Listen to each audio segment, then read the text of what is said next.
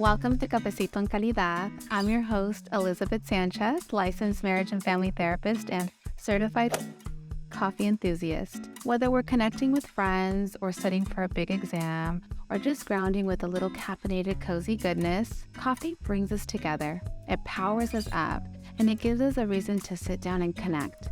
Each week, I'll be sitting down with a different holistic healer to discuss their journey and ways in which they use alternative healing methods to help heal themselves and their clients. But first, let's take a sip of something warm and comforting, shall we? Today, I'm having an Inland Empire delight, Mestiza Coffee House Delicious Brew. Mestiza Coffee House is located in Ontario, California, and it is loved by the locals who can't get enough of that delicious vanilla cafe con leche. I'm having some of their brew here from home, but I cannot wait to visit them again. Next time you're in Ontario, definitely check them out and let us know what you think.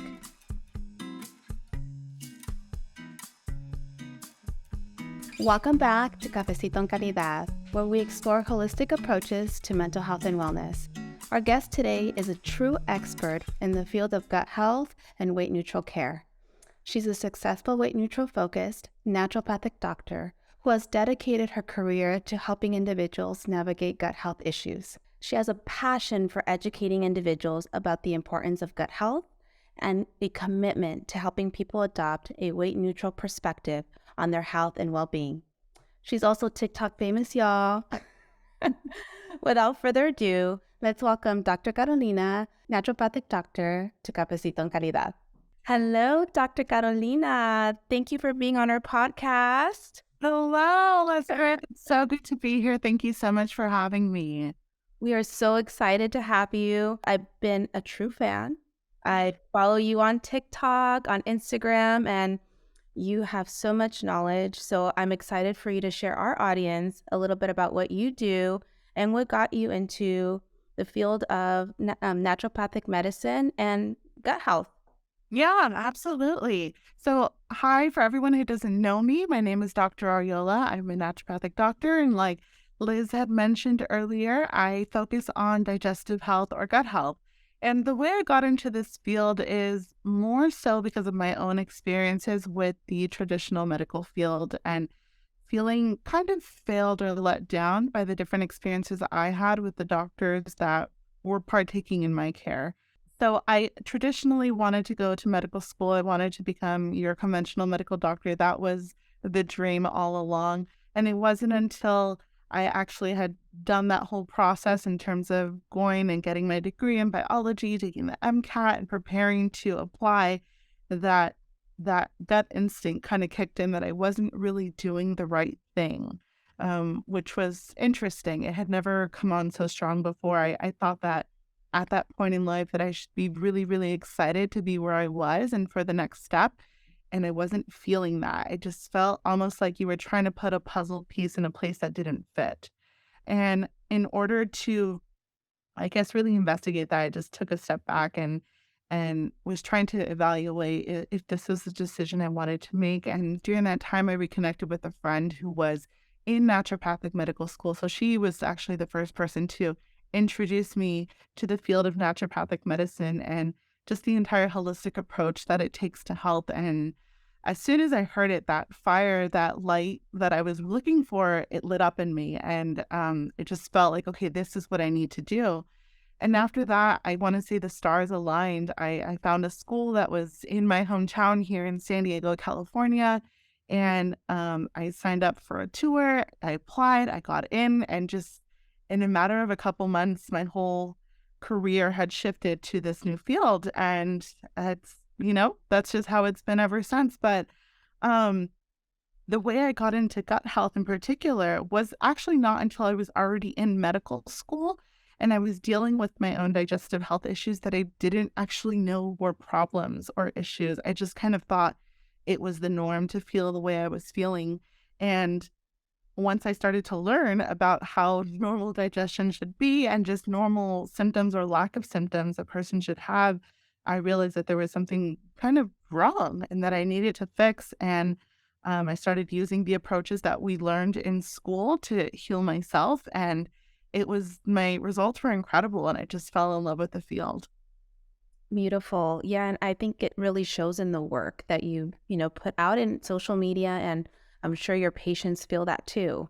Yeah, yeah, definitely. It's really great to be able to connect with my patients because everything they're going through, I don't want to say everything, but a lot of the symptoms that they experience, I have also experienced, not only on the digestive or gut health side of things, but their experiences with doctors and just the feeling of that they're responsible for the way that they are, that they've done something wrong, almost like a feeling of shame that they are fully blaming themselves for how they feel because the doctors that they see are telling them that this is because of you. You were doing something wrong. And if these medications or whatever approaches that they're giving them to help tackle the health, if they don't work, they think that it's their fault. And I'm glad that I've had those experiences just so I'm able to resonate with them when we talk and actually build that connection of, no, I know what you're going through, and that's why I want to change this and make this experience different for you. No, absolutely. That leads into one of my questions. In some of the conversations that you and I have had, I actually work with clients who struggle with eating disorders. Mhm. And one of the things that has really stood out to me around the work that you do is that you do take a weight neutral care perspective. So I don't know if you can share with our audience how a weight neutral care perspective differs from traditional weight focused approaches. Yes, yes, that's a great question. So, weight neutral care is an approach to health that really focuses on understanding and improving an individual's health without focusing on their body weight. So this approach is different from traditional approaches because they really are weight focused, BMI focused, and they really emphasize that your weight dictates your health. So the approach to healthcare that I'm taking, which is weight neutral, shifts that into more of a health focused lens rather than that weight focused one that I mentioned. So they're not one and the same. And many providers do believe that they are. They believe that if you are overweight, if you're at a certain category on the BMI chart, that you are undoubtedly unhealthy and that there is something wrong, that there is something to fix. And they don't actually investigate any deeper because they assume any problem that you have is due to your weight. So, taking this approach, I'm able to recognize that a person's health and well being, they're multidimensional, right? So, that includes their physical, social, spiritual, emotional, and intellectual aspects. And I need to take all of that into account when I'm treating that person. And that's how I'm able to actually provide results to people that are different from when they go see their conventional doctor.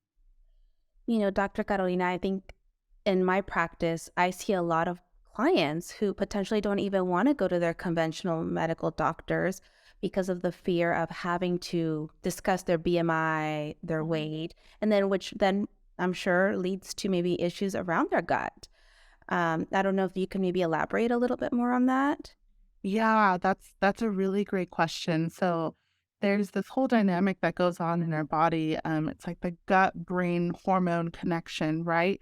And there's a really strong connection between the two in terms of like body image and gut health when we're talking about that gut-brain axis connection.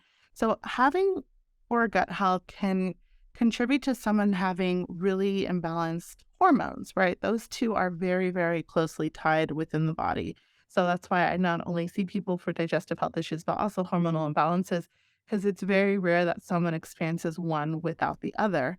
And not only can these have effects on your body, but then they can affect your body image as well, because then lead to, levels of decreased self-esteem and negative body image.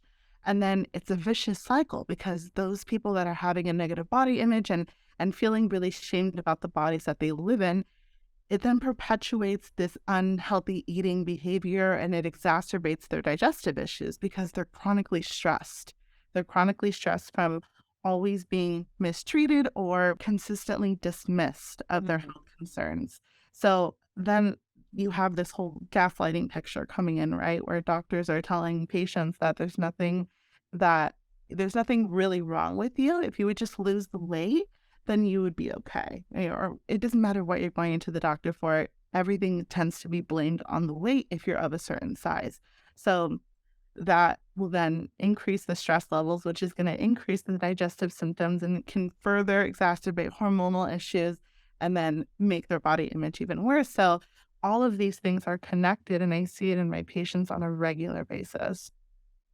And just so our audience knows, that TikTok video was on Dr. Phil, correct? Yes, exactly. It was that whole video on gaslighting, medical gaslighting. It's such a big deal right now. I mean, it always has been, but I feel like it's coming to light a lot more, which is important, because I feel like doctors need to be held responsible. No, absolutely. And, you mentioned stress. So some of the content that you do put out in your social media is a lot about mindfulness and, even your morning routine and how you prepare your day.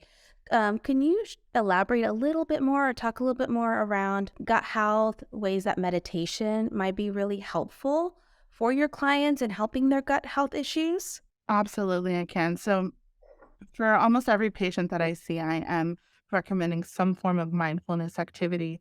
And that's, of course, after asking if they have already implemented one into their daily routine because of just the powerful effects it has on their overall health, but specifically their digestive health.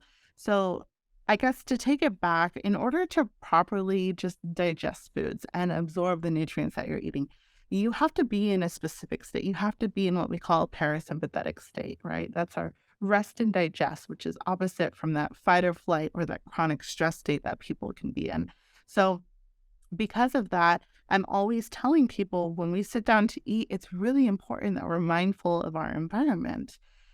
I'm sure that you're aware because we all do it. I'm guilty of it too. We multitask while we eat, right? We never just sit down and get a plate and, taste our food. We're on our phone, we're checking social media, we're responding to messages, we have the TV on. Maybe we're talking to our significant other or family member about the horrible thing that happened at work that day. And we don't realize how much that's affecting not only our absorption of these nutrients, but our overall gut health. So if your body is not in that rest and digest state, it doesn't actually know that it needs to be extracting these nutrients from these foods. It just kind of runs right through you. And that's why some people that have like an anxious stomach or they get really nervous, they don't want to eat. They kind of feel like, oh, I want to throw up or I just don't feel well. So that's why taking a moment to actually shift and be more mindful before you start to consume food can change that entirely. So, what I like to have my patients do is before every meal, at least one meal a day, even if it's not every meal, because I know that's not always realistic, but I like to have them put the phone away, make sure the TV is off. If you're conversing with friends or loved ones, keep the conversation a little bit more on the positive end. Um, and I like them to take 3 deep belly breaths before they pick up their fork. And this will do an instant shift and you'll feel it. You sit there and it will shift you into that parasympathetic state. And that way, when you go in to eat your food, you're not only a lot more mindful of the activity that you're doing, but you've set your body up for success in terms of being able to digest and absorb those nutrients. Yeah, and I think that leads kind of into my next question, Dr. Carolina, because these are some of the conversations I'm having with my clients, like around meditation, mindfulness, Wow. because a lot of my clients are in a state of that sympathetic nervous system, right? They're on the go, fight or flight. So, could you share maybe some of the ways that you do coordinate care, maybe with other providers? So, whether it's mental health, maybe um, I don't know, chiropractic care. Just curious to see how you collaborate with other providers. Right, definitely. So, because my practice is virtual and I see people all across the state and even all across the country sometimes, I can't always collaborate with specific people and tell them, hey, this is the person I'm sending you to. But in terms of recommending other practitioners, I do that regularly. In my education, we of course learn a lot about just mental health in general and how it directly connects to the body and physical health. That's the beauty of holistic health, right? We're taking everything into consideration, not just that particular ailment that you're coming in for. So because of that, I'm very aware of what my knowledge is, but also where it ends and where this is like, I need to hand this over to another professional that has dedicated their career to, being able to not only teach and talk to patients about these kind of things, but really guide them in the best direction for them. So I I will always tell my patients that this is if I think that, something like therapy is going to be very helpful for them, I always tell them that this is imperative to you getting better. I can provide you with information on how to better, fix your gut and to get you to a point where you feel good in that way. But because these things are so interconnected, that'll only take you so far until you start to address this portion of your health. So typically, if I have someone, let's say in another state, I will take a minute or two to go online and find a mental health counselor or something of that sort in their area and give them a list just to make it a little bit easier and say, hey, I really recommend this. Here are some numbers you can call. And just providing that will make it it'll encourage them a little bit more to take that step rather than just saying, oh, I think you should seek therapy. Similarly, for chiropractic care, if I think that someone would really benefit from that, I'll do the same thing. I'll find someone in their area and write it in their treatment plan. Now, these are some people that you should, possibly reach out to and see if you can work with in addition to what I'm doing for you. And I think that that is really the basis of what makes a good provider is knowing that you can't do it all for that person. And you shouldn't have to. It's not in your best interest and it's not in the best interest of the patient. Dr. Carolina, that's exactly why I decided to launch this podcast, because as a mental health therapist, I can't do it all. Mm-hmm. And I know that you're one of the people that I tend to refer to because I don't have all the answers. And you do provide good quality care where you take, maybe you can share that with our audience, how long you actually take with an intake versus, I know conventional medicine is less than an hour, but yeah, maybe you could share a little bit about what that intake process looks like. Oh, of course, I'd be happy to. So I do want to just start with saying that because I'm in private practice and because I don't accept insurance, that's a big reason why I have a lot of freedom and flexibility of how much time I can spend with my patients. So I just want to preface it with that because I do get that question a lot of why don't you accept insurance? And that's one of the reasons that it would really limit the way that I could treat my patients and spend the time with them that I think is necessary. So with that said, the way it works is that if I have a new patient consultation, the standard is a 90-minute visit. And like you mentioned, that's drastically different from if you were to see any primary conventional care doctor, because again, they're usually limited to the ties of insurance and how much time they can spend with the patient. Not only that, but they typically have hundreds of patients in a day that they need to get to. So they're just trying to get in and out. And I specifically try to make my schedule so whatever time that I designate for that person is only for that person. And during that time, we do a basic medical intake that you would do, if you were to go to your primary care doctor, asking about your medical history and your allergies and medications. But a big difference that I would say compared to your conventional visit is that I'm going to ask a lot more about what I have found to determine your health, or not me personally, but naturopathic medicine has considered to be a determinants of health. So that's going to be, what are you eating every single day? What are you drinking? How are you sleeping? What is your stress like? What are you doing to manage your stress? Because all of that is going to help me paint the picture so I know exactly what's causing whatever problems you have. People tend to think, they come to me for digestive health and they say, oh, this is what I eat. These are my symptoms, like as if that's all I need to know. And they're curious as to why I'm asking about what stresses them out and what they do to relieve their stress, or why I'm asking about how much sleep they're getting. They don't have problems with sleep. But then when I start to unpack all of that, I'm able to get to the root cause of their issues. And again, because I'm taking that approach that all of these systems are connected. So if they're all connected, I can't just look at one. That wouldn't make sense. That would be a job undone or a job unfinished. So I need to focus on everything that determines this person's health. That way I can adequately provide a treatment plan that will actually help them in the long term and not just a short-term fix. No, that's beautiful. So moving on to one of my next questions, Dr. Carolina.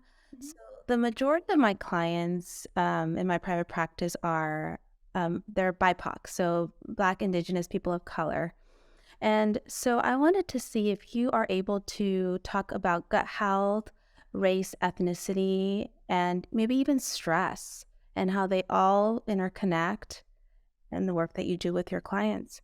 Yeah, definitely. So for one, all classes and minorities are just more likely to suffer from health issues in general for a variety of reasons, whether they're socioeconomic or just systemic reasons that limit them from achieving optimal health. So with that alone, majority of the population that I see is also fall into that BIPOC category.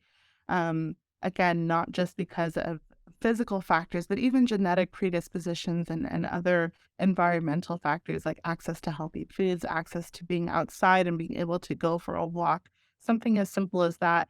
And not having that access is going to inevitably affect their level of health, right? But like you had mentioned, stress is a big factor as well.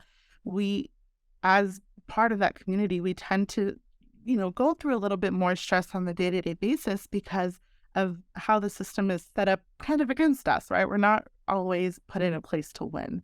And because of that gut hormone brain connection that I had mentioned earlier, you're going to see more problems, digestive or otherwise, in people that are under chronic stress.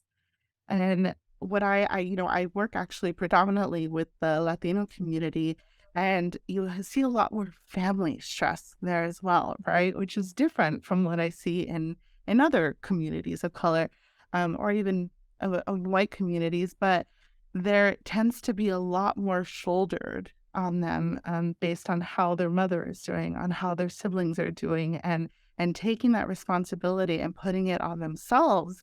And we, especially as women in those traditional Latino families, are kind of trained to take on that stress and make it our problem to fix.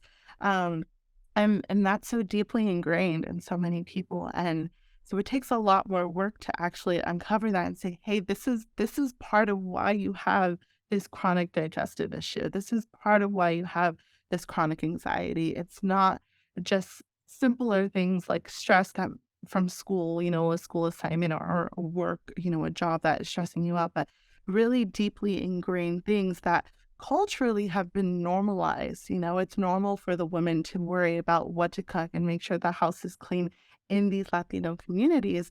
And it's really hard to change that narrative when you're living in even multi-generational households, I want to say.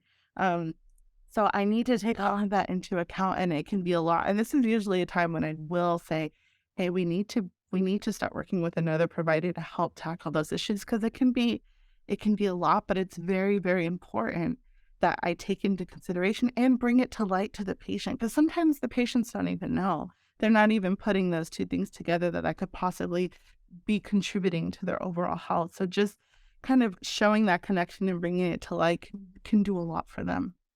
Yeah, you bring up a good point, especially with the Latino community. We do, especially traditional Latino communities, we tend to manifest a lot of our symptoms through our body. Like the amount of clients that I get that my stomach hurts, my back hurts. And that's when I tend to refer to another provider such as yourself, because we start to explore the emotions that are stuck in the gut. But it's important for them to also know, well, there's a health component to this too. You've been chronically stressed for so many years. Let's take a look at what impact that's had, but let's start processing the emotions that are in the gut. Yes, exactly. Yeah, especially in a lot of my clients are Latina women who are, yes, either single mothers, working mothers, entrepreneurs, and this is the first time that they're exploring gut health. They're exploring their mental health. So a lot of processing, right? Would you be able to maybe share about a successful case that you've had that maybe encompasses all these different components?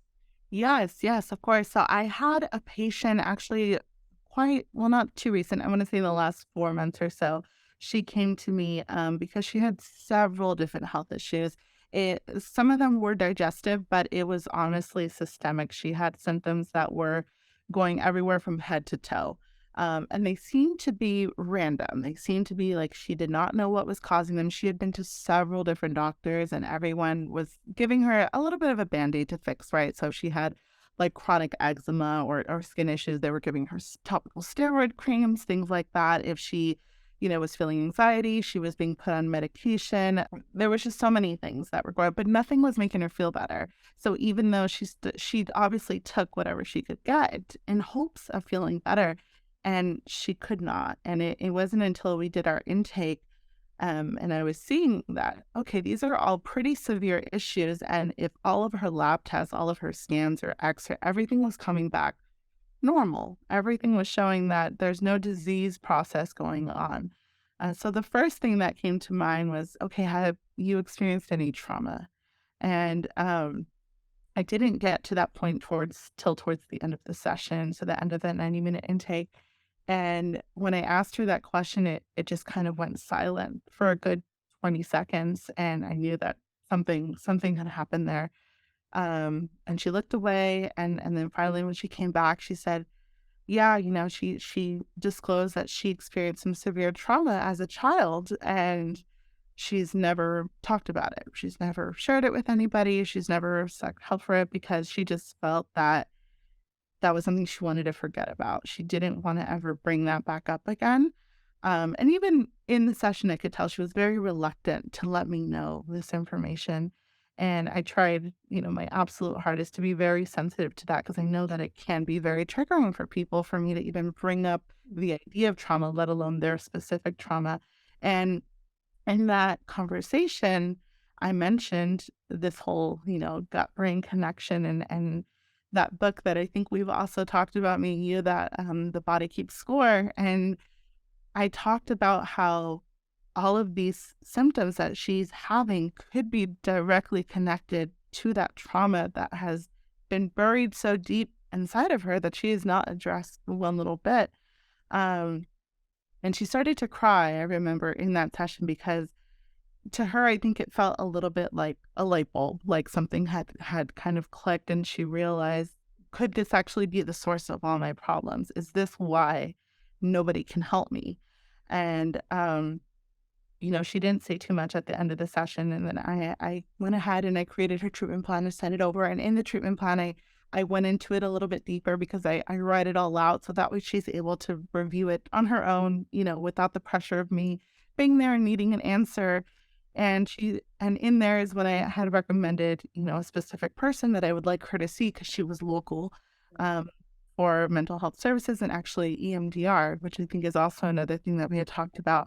And she was very, very reluctant. We started to communicate over chat, and there was a point where she said, okay, I think I'll try it, in addition to, everything else I had recommended to her, because I had explained, I can definitely provide you with recommendations to improve your health, but I truly, truly feel that this is only going to take you so far because of the severity of the symptoms that you're experiencing, and the fact that there's technically not anything that is showing on these lab work and tests saying that there's something wrong.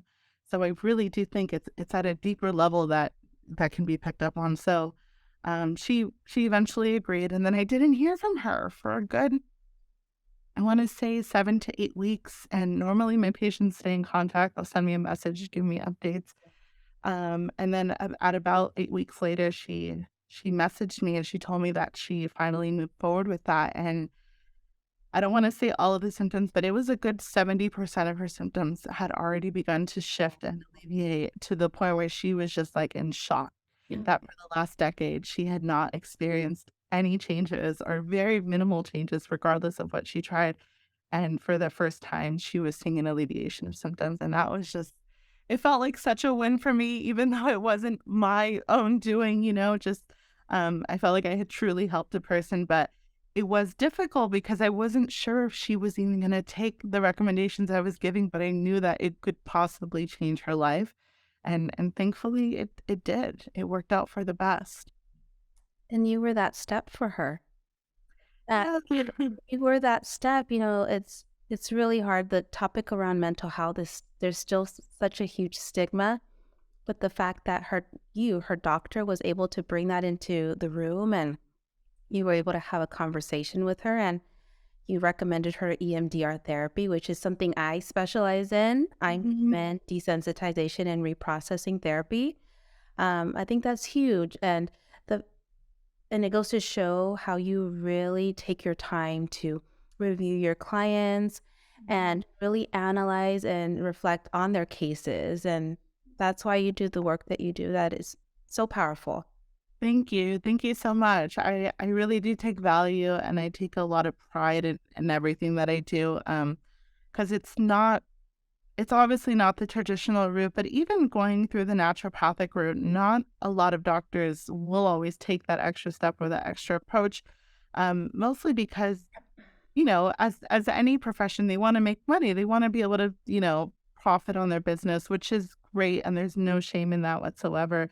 But at least for me, I feel like I would rather make that stronger impact and make a little bit less money than to just make it about these quick, sessions that I could see as many people as possible. So, Yeah. Um, One of the things, that you and I have talked about in this episode is body image and gut health.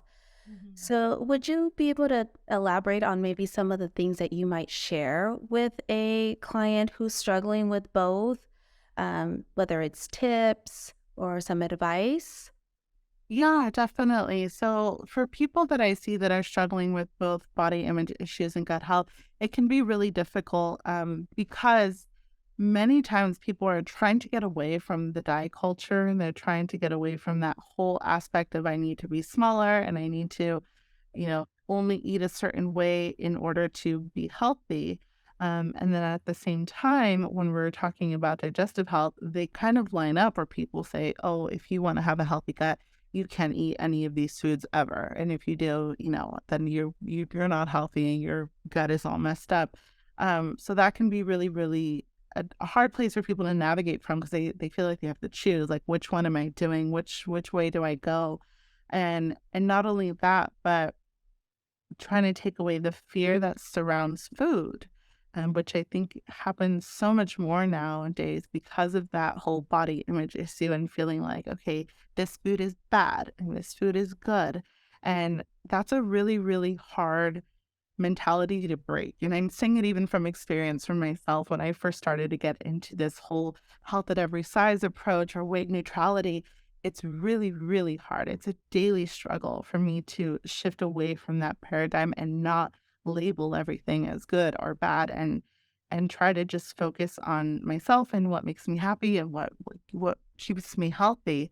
But one of the few or a couple of the few things that really helped me were a few different books. So one of them was Health at Every Size by Linda Bacon. That was probably one of the first things that I've read that created that light bulb moment in me that I thought, okay, this is like groundbreaking for me.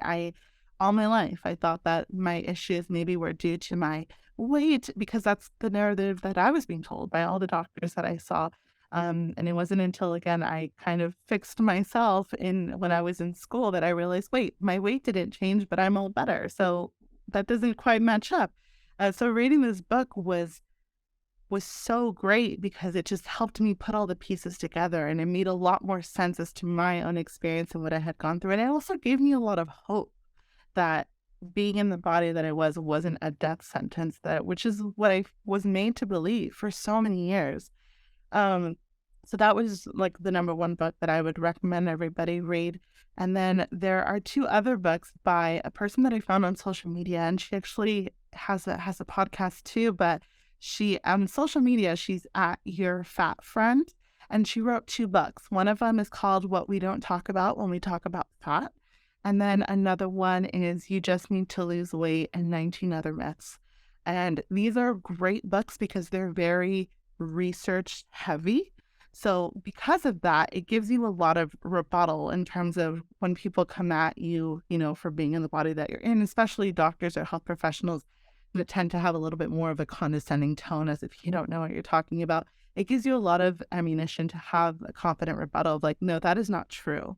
This is not true. And it really kind of gives you the confidence that you need to kind of start sticking up for yourself, which is really difficult to do. And then she also has a podcast called Maintenance Phase, which is basically all about diet culture and how it's affected and ruined so many lives. But she basically debunks a lot of the things that were taught to us growing up. And it's the really, really quality stuff. So those are some places that I would definitely start. And then even going on social media and typing in the hashtag HAES, HAES, which is Okay. health and exercise. I HAES, did I say that right? Okay. I think that would be a really great place to start as well, because once you start to follow people on social media that have a certain way of thinking, you're gonna have a much better mental health picture when you get on social media versus following people that are promoting diet culture or promoting body shaming. I think those are the little things that I did that really helped me in my journey. Yeah. Well, now that you're mentioning social media, Dr. Carolina, you do have a presence on social media. Um, I'm wondering if you can talk a little bit about your experience and how you have been able to reach your community, our community, right? And being able to share all this knowledge that you have through your social media platforms and how. Yeah. Yeah. Yeah. Okay, great. Yes, I'd love to talk about it. So I actually started getting on social media, I want to say the last year of medical school. So I was still a student, and I was just starting to try to get some traction and put the information out there. And it was a very, very slow start in the beginning. And TikTok was just coming out because it was like in the pandemic area. And then I started to post on TikTok mostly because nobody I knew was on it. So I had a little bit more confidence to start talking about things without feeling like my friends or anyone was going to see it. And once I started to do that, it gained a little bit of traction at first, although it was very slow. And then I luckily had one video just kind of go viral, and to this day I'm still not sure why that video went viral. But it worked in my favor. I'm not going to question it too much. And that luckily just put me in front of a bunch of people that needed to see me. And it was really, I think, helpful for them to see a person that was not only Latina for one, but that was female and that was a licensed naturopathic doctor and was weight neutral. And I think that having All great things. yeah, there, and it's also really difficult to find all of that in one person. And I wasn't aware of that really. I mean, I guess on some level I was, but it wasn't until people would mention that to me in the discovery calls, and they would say it felt like I was finding something that I didn't think existed. Of course I could find a naturopathic doctor, I could find a weight neutral doctor, I could find, but could I find one that encompassed all of those, that understood, me as a Latina, them saying this, that they could understand the culture, they could understand where I was coming from, what it was like to live my day-to-day life, and then still be able to implement natural therapies and not blame things on my weight. All of that combined, I think, just really spoke to a subset of people, which I was so, so grateful for. Um, because originally, when I started to go onto social media, I wasn't really advocating for all of that as much as I wish I was. Yeah. I didn't quite have my niche yet. I knew I wanted to do naturopathic medicine and gut health, but that was like very much it. But those people helped me find my niche because I figured this is what people want. This is what they're looking for. And in its own way, it was actually very healing for me, because throughout my whole life, I felt like I needed to change, right? Being Latina, when you grow up around communities that are not predominantly Latino, you want to be less Latino. You want to be a little bit more white. You want to be thinner. And I feel like I spent so much of my life slowly shifting in that direction. And this kind of brought me back to be like, no, you're wanted just the way you are. And in fact, like people want you exactly the way you are. And that did so much for me. And it just kind of lit a light in me. So once I started to just produce more content that was focused around that, it did really well and it got really successful. And that's how social media just literally blew my business up in the best possible way. And I've been riding that wave ever since, and it's been amazing. Yeah. Can you share with our audience some of the projects that maybe you're currently working on? Definitely. So, as of right now, I'm just so excited about a couple days ago, I just launched my podcast, which is called Get Your Gut Together with Dr. Arreola. And it's both a video podcast and an audio podcast. And I just launched it, and I'm just so excited to finally bring it to life because it's been a little bit of a dream of mine, but again, something that I thought I was never, I didn't feel like I could do that. I didn't feel like that was me. Like that's something famous people did or, popular than people did. I'm not sure what.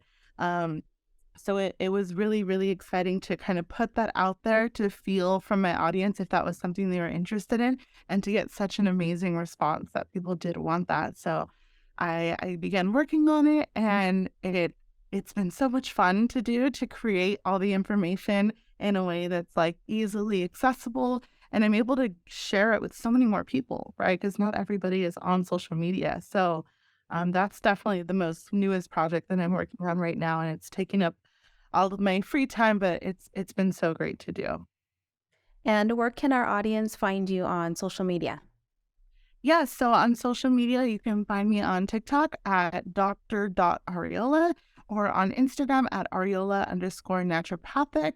And then also on YouTube, which is where you can find the podcast, the video podcast, which is also at dr.arreola.